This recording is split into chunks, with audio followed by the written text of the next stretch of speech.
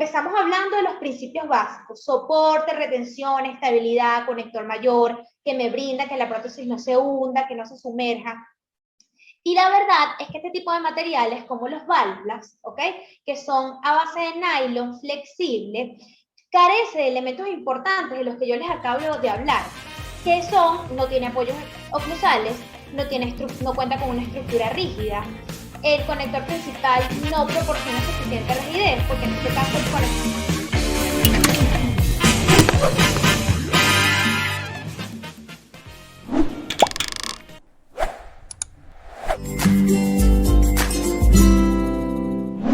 La prótesis parcial removible, pudiéramos decir que parte de un principio fundamental que es la filosofía SER. ¿Y qué es esto? Soporte, estabilidad y retención.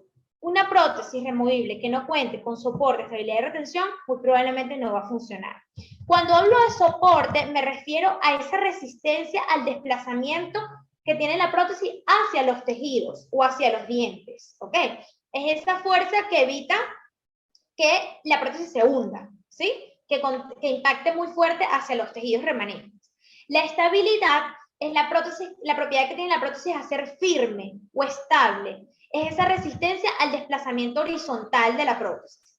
Y la retención se refiere a la propiedad que tiene esa prótesis a resistir las fuerzas de desalojo a lo largo de su vía de inserción. Entonces, soporte es lo que evita que mi prótesis se hunda, ¿verdad? Que evita que contacte o lastima esos tejidos remanentes. La estabilidad es la propiedad de la prótesis que le permite ser firme y tener resistencia al desplazamiento. Y la retención es la propiedad que tiene la prótesis de resistir las fuerzas de desalojo, o sea, la propiedad que tiene esa prótesis de no salirse, ¿ok? En el caso de ser superior, de luchar contra esa fuerza de gravedad para que no se desaloje. Entonces, estos son como los tres pilares fundamentales que tenemos que tener siempre en una prótesis parcial removible para que sea realmente efectiva. Entonces, aquí tenemos un cuadrito de resumen de como que qué zonas de las prótesis de las que hablé, ¿se acuerdan el esquema que puse la parte A, la B, el conector mayor y tal? ¿Qué zonas de esas prótesis brindan esta función? Por ejemplo, los apoyos oclusales, las bases protésicas y el conector mayor me brindan soporte. La retención, los retenedores indirectos, los conectores menores y las placas proximales me brindan estabilidad. Y los retenedores directos y las bases protésicas son los que me brindan retención. Esto es como de una manera esquemática de cómo a través de esas partes de la prótesis que hablamos en el esquema anterior, obtenemos los tres pilares fundamentales. ¿Ok? Entonces, si yo voy a hablar de los principios del diseño de una prótesis parcial removible, ¿qué tengo que tener?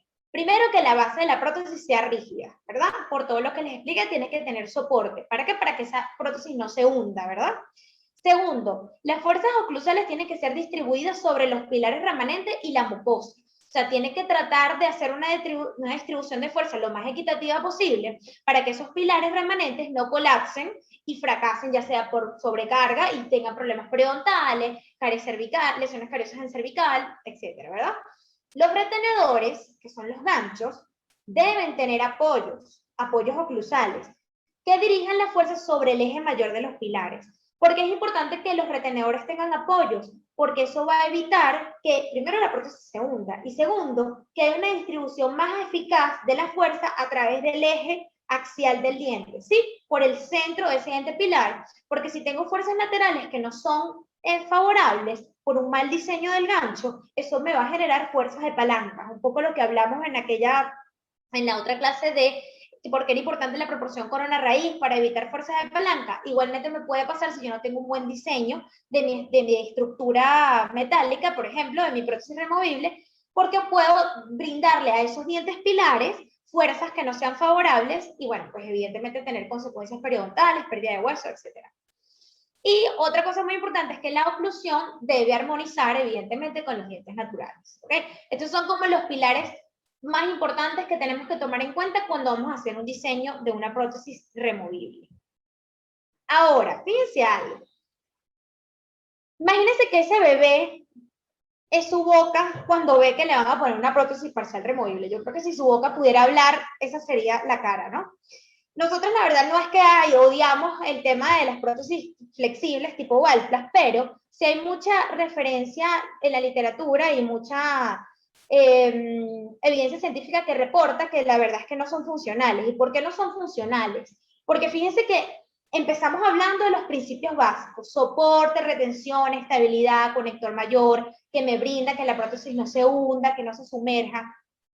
Y la verdad es que este tipo de materiales, como los valvlas, ¿ok?, que son a base de nylon flexible, carece de elementos importantes de los que yo les acabo de hablar, que son: no tiene apoyos oclusales, no cuenta con una estructura rígida, el conector principal no proporciona suficiente rigidez, porque en este caso el conector principal pudiéramos decir que es este, y evidentemente es algo completamente flexible, no tiene apoyos que proporcionen los descansos oclusales de los que les hablo para que se distribuya mejor la fuerza en los pilares. Por lo tanto, como no tengo topes, esta prótesis se hunde y al hundirse no protege mis crestas residuales. Eso hace que ese golpe constante en esa cresta residual incremente esa pérdida de hueso, que evidentemente va a suceder de una manera fisiológica, pero si yo incremento esas cargas no controladas, a lo mejor si ese paciente en este momento no puede rehabilitarse con implantes, pero a lo mejor en 2 años sí puede hacerlo, si yo le coloco una prótesis tipo Valplas,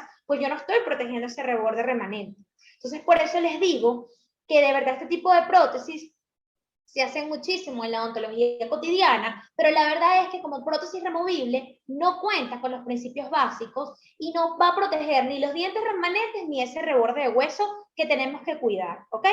Aparte, esto es un material que no puede rebasarse, el Valplas no puede rebasarse, por lo que esa reabsorción progresiva que se genera en las crestas residuales no la puedo compensar rebasando mi prótesis. Entonces, yo no voy a lograr una verdadera estabilidad, porque el hueso que se va a ir reabsorbiendo en el tiempo, yo no lo voy a poder compensar en mi prótesis porque no voy a poder hacer un rebasado.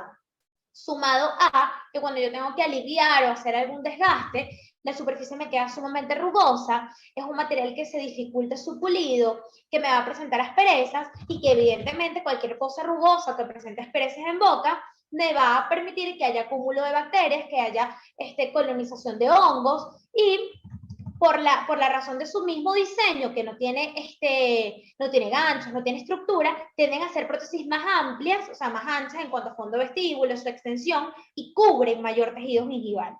Entonces, no es que, bueno, tengamos aquí una guerra con el tema de los Valplas, pero la verdad es que desde un punto de vista científico reportado en la literatura, es una prótesis que vamos a decirlo, sí, biomecánicamente no se comporta favorable ni con el hueso ni con los dientes remanentes. Entonces, esto es muy importante que lo tengan presente porque un odontocamper no debe tener como primera opción indicar una prótesis tipo Valplas, ¿ok?